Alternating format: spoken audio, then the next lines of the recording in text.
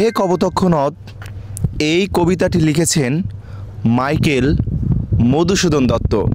যারা নবম শ্রেণী এবং দশম শ্রেণীতে পড়েছেন তারা অবশ্যই এই কবিতা অবগত।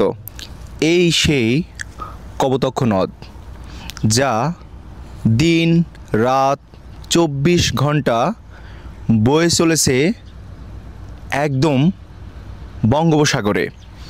এখানে আসার পর দারুণ এক অনুভূতি কাজ করছে, কারণ পাশে পাখিরা কিচিমিচি করছে, যা প্রকৃতির জন্য এক সুন্দর দৃশ্য। আমরা এসেছিলাম এপাশে ভাটায় বেশ কিছু ইট নিতে মসজিদের জন্য।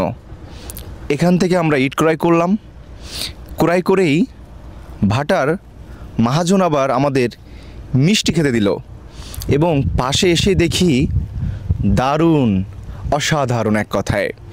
এখান থেকেই নদী বেঁকে চলে গেছে ঠিক ওপাশ দিয়ে।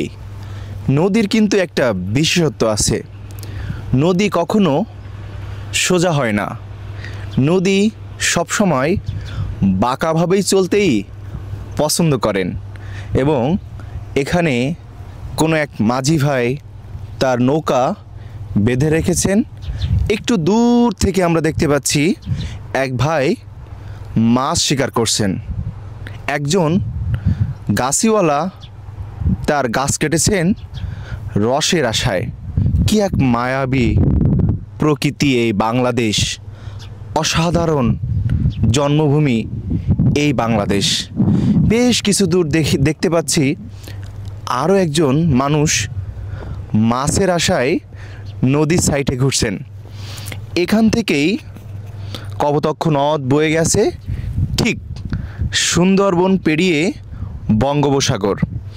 হে কপোতক্ষ নদ এই কবিতাটি লিখেছেন মাইকেল মধুসূদন দত্ত।